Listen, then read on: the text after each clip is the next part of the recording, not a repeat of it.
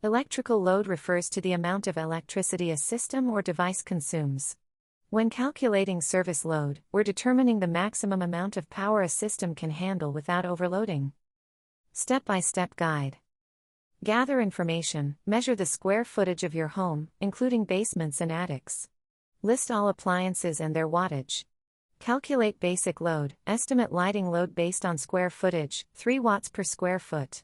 Add wattage of small appliances like toasters and microwaves. Calculate major appliance load, add wattage of appliances like refrigerators and air conditioners. Calculate total load, combine basic and major appliance loads. Apply demand factor, multiply total load by 0.75 to account for not everything running at once. Determine service size, divide total load by 240 volts to get required amperage. Choose a standard service size, for example, 100, 200 amps. Calculate conductor size, use NEC tables or online tools to find appropriate wire gauge based on service size and distance to appliances. Remember, always consult local electrical codes for specific regulations.